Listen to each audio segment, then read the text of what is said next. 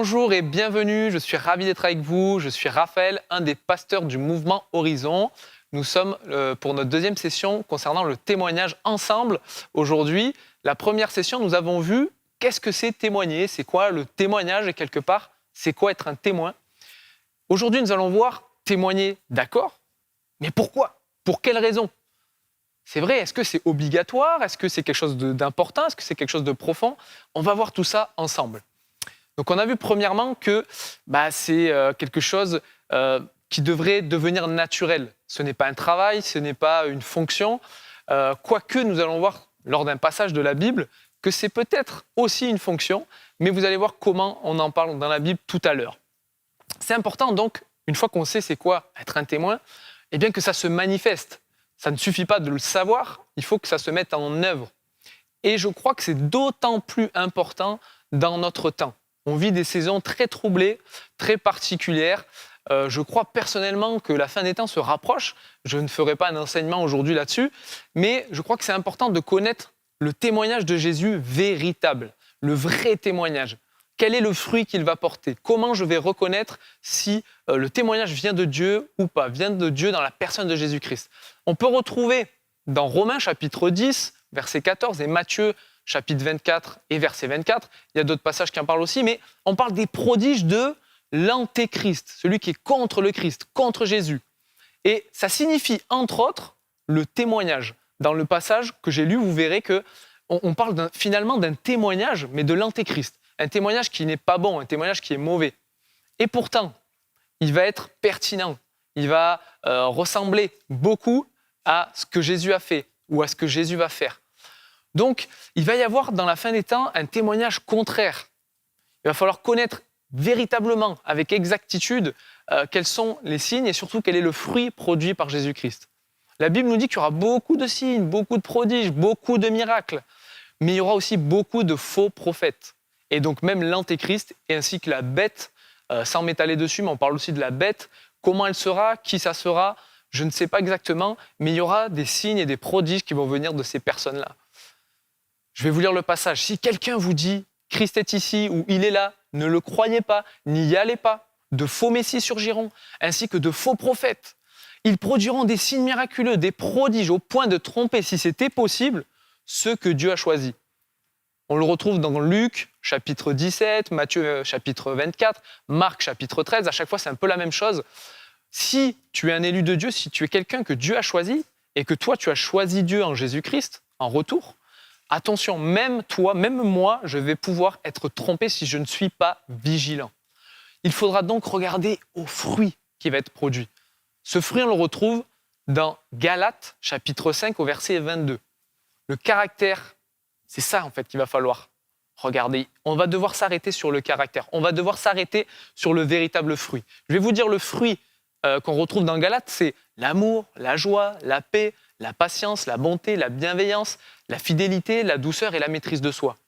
On retrouve tout ça, telle une grappe, j'aime bien dire, telle une grappe de raisin, où c'est le même fruit, mais chaque raisin a cet aspect-là. Chaque raisin donne ce caractère unique et en fait complet en même temps du fruit que l'Esprit de Dieu produit en nous. Bien sûr, ce n'est pas parfait. Bien sûr, ce n'est pas tout en même temps, en général, en tout cas pour moi, je ne sais pas pour vous.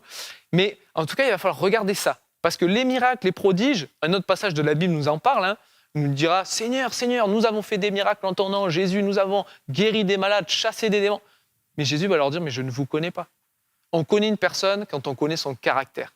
Retenez ça. On connaît une personne quand on connaît son caractère. Donc Dieu va nous connaître et nous reconnaître par rapport à notre caractère. Pas en premier par rapport à nos œuvres. Dans un second temps, oui, mais pas en premier. Alors Matthieu, chapitre 7, verset 15, nous dit lui aussi « Gardez-vous des faux prophètes. Vous les reconnaîtrez encore une fois à leurs fruits. Un bon arbre porte de bons fruits. Il continue, un mauvais arbre porte de mauvais fruits. » Mais là encore, il nous avertit, il va falloir regarder le fruit. Il va falloir discerner, il va falloir être attentif. Il faut de plus permettre à celles et ceux qui ne sont pas encore sauvés d'être sauvés. Et je vais m'arrêter sur ce point, c'est très important qu'on saisisse ça. Je ne suis pas là en train de témoigner pour raconter des belles histoires, faire des discours, mais pas du tout. La Bible, elle nous dit « Car quiconque invoquera le nom du Seigneur sera sauvé ». D'accord ? Mais comment donc invoqueront-ils celui en qui ils n'ont pas cru? Et comment vont-ils croire en celui dont ils n'ont pas entendu parler? Comment entendront-ils parler de cette personne s'il n'y a personne qui prêche, s'il n'y a personne qui parle, s'il n'y a personne, autrement dit, qui témoigne? Pour quelle raison témoigner? Et comment y aura-t-il des gens qui témoignent, des prédicateurs, s'ils ne sont pas envoyés? Selon qu'il est écrit dans la parole de Dieu, qu'ils sont beaux les pieds de ceux qui annoncent la paix, de ceux qui annoncent de bonnes nouvelles. Waouh, magnifique. Alors moi, je suis quelqu'un de sportif et j'aime les baskets et j'aime les pieds. Je suis un sportif et notamment dans le football. Alors ça me parle énormément. Qu'est-ce que c'est beau d'avoir une belle paire de chaussures. Qu'est-ce que c'est beau de s'en servir. C'est encore mieux de se servir de sa paire de chaussures. Et là, c'est encore mieux de se servir de son témoignage. C'est encore mieux d'apporter cette bonne nouvelle que je connais. C'est pas que pour moi. Aujourd'hui, on est dans une période, si on trouvait un vaccin concernant le virus en question, on le partagerait. Je ne crois pas que quelqu'un, à part que cette personne soit folle, garderait le vaccin. Ah, je l'ai trouvé, ça y est, super. Mais ça sert à quoi? Ça sert à quoi si tu ne le partages pas? Mais c'est la même chose avec l'évangile, avec cette bonne nouvelle que je suis potentiellement sauvé par Jésus-Christ, parce qu'il est mort à ma place. Alors retiens ça, si tu n'as pas encore fait ce choix, tu peux le faire aujourd'hui. Toi qui regardes cette vidéo, tu peux décider de te mettre en règle et tout simplement dire « Jésus, si tu existes, et si ce que la Bible dit à ton sujet est vrai, je veux me mettre en règle avec toi, je veux faire la paix avec toi, je veux déjà recevoir ce premier témoignage dont on a parlé dans la première session, être un témoin, mais il faut que je le reçoive moi, personnellement, le témoignage que j'ai été sauvé. Pour cela, demande pardon pour tes fautes, demande pardon de t'être écarté ou de ne pas être venu auprès de Dieu dans la personne de Jésus-Christ, tout simplement. Et décide maintenant de marcher dans une nouvelle vie. Ça suffit. Tu es déjà pardonné. Dieu veut et attend qu'une seule chose, c'est que tu marches avec lui. Alors le passage qu'on a lu plus haut, il commence par une assurance. Il suffit d'invoquer, c'est ce que je viens de vous dire, le nom du Seigneur, il suffit de l'invoquer. Mais ensuite, on nous parle d'une possibilité seulement si les gens parlent. Seulement si j'ai entendu, je peux prendre cette décision. Et moi, c'est mon cas. Si personne ne m'avait témoigné, je n'aurais jamais pris cette décision. Comprenez ça. Vous avez une responsabilité qui est énorme. Une responsabilité qui touche à la vie ou à la mort des personnes qui vous entourent. Et enfin, ce passage termine aussi avec la récompense de ceux et celles qui annoncent la bonne nouvelle. Et ça, c'est quand même bien. On n'ose pas par moments, ça nous dérange, ça nous gêne d'avoir une récompense. Mais non, c'est une bonne chose. C'est une bonne chose d'être récompensé. Un enfant qui a des bonnes notes à l'école, il ne faut pas qu'il le fasse seulement pour ça. Mais c'est une bonne chose qu'il ait une récompense quand il a bien travaillé. Oui, il apprend des choses, oui, il développe ses compétences, son caractère, etc. Mais c'est une bonne chose qu'en plus, il le comprenne par une récompense. Et Dieu veut aussi nous récompenser. Dieu veut que nous grandissions, nous soyons matures, responsables. Mais pourquoi il ne nous récompenserait pas aussi? Donc en plus de cela, pourquoi témoigner? Pour quelle raison? En plus, il y a une récompense immense.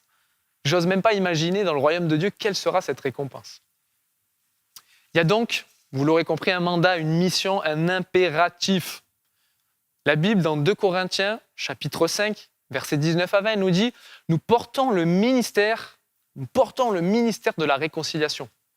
Dieu était en Christ, réconciliant les hommes avec lui-même. Il ne tenait pas compte de leurs fautes. Il a fait donc de nous des dépositaires du message de la réconciliation. Nous faisons donc fonction d'ambassadeurs au nom de Jésus-Christ. Comme si Dieu adressait par nous, par vous, par toi, cette invitation aux hommes et aux femmes, aux êtres humains. Au nom de Jésus-Christ, nous vous en supplions, soyez réconciliés avec Dieu. Vous voyez, vous êtes une ambassadrice, un ambassadeur. Il y a des ambassadeurs un peu partout dans le monde. Nous sommes ambassadeurs du royaume de Dieu, si nous sommes réconciliés avec Dieu premièrement. Et je ne connais pas d'ambassadeur, en tout cas pour l'instant, humblement, qui se dirait demain ou aujourd'hui, je ne le sens pas. Je ne vais pas représenter mon pays aujourd'hui, j'ai une mauvaise émotion. Ça n'existe pas. On le fait tous les jours, on a cette fonction, on y va et jour après jour, on témoigne de notre pays et des lois de notre pays et des valeurs de notre pays. Donc témoigner, c'est aussi amener le quotidien divin à porter des gens. Donc témoigner, c'est témoigner aussi des actions que Dieu fait dans notre vie. Ça, c'est un deuxième point que je voudrais aborder avec vous, c'est qu'il y a toutes ces valeurs, tout ce qui est profond dans cette relation avec Dieu, mais il y a aussi ce qui touche l'action concrète de Dieu. Donc, ce qui touche à notre être intérieur. notre attitude envers les autres, les domaines, comment Dieu agit dans nos relations, notre métier, la gestion de nos finances, notre hospitalité, notre générosité. Et pour quelles raisons nous vivons ou nous décidons de vivre de cette façon? Pourquoi nous prenons telle ou telle décision? Il faut que les gens comprennent, ça, c'est déjà un témoignage. Ah, mais toi, tu ne gères pas tes finances de la même manière que moi. Toi, ta priorité, c'est d'être généreux, c'est de donner aux autres. Toi, ta priorité, c'est que les gens se sentent accueillis quand ils viennent chez toi. Toi, ta première idée, c'est pas de dire « Ah, ils vont trouver que mon tapis est beau, que ma décoration est super. » Non, peut-être que c'est pas du tout la même motivation. Il y a des motivations qui sont humaines, qui sont pas forcément mauvaises, mais il y a aussi des motivations qui viennent de Dieu. Et j'aimerais qu'on comprenne que pour quelles raisons, pourquoi on doit témoigner, c'est pour amener cette présence de Dieu, c'est pour amener cette volonté de Dieu. Tout ce qui vient de l'être intérieur. Et non plus, on est beaucoup sur l'être extérieur, mais non plus ça, non plus ce qui frappe les yeux. Et la Bible en parle souvent. Il y a ce qui frappe les yeux et il y a ce qui est au cœur. Dieu regarde au cœur. Dieu veut regarder à ton cœur. Et Dieu veut que les autres puissent regarder à lui en regardant à ton cœur. Et ton cœur, il se manifeste. Ton cœur s'extériorise. Comme je le disais, ton cœur ne peut pas être gardé que pour toi. Alors j'aimerais prier un instant pour celles et ceux qui sont en train de regarder, tu es en train d'écouter ça, et tu n'as pas eu conscience, tu n'as pas pris la mesure du rôle que tu avais, de ce rôle d'ambassadeur.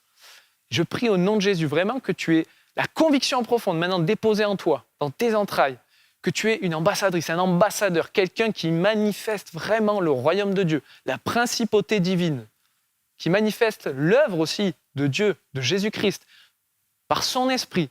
Ce n'est pas que affaire de tes forces, de ta volonté, mais tu ouvres, c'est comme si tu ouvrais une porte, c'est comme si tu laissais la possibilité à ton invité intérieur, qui est Jésus-Christ, par son esprit, l'Esprit Saint. C'est comme si tu lui ouvrais la porte et tu le laissais maintenant agir, tu le laissais libre de parler et de discuter.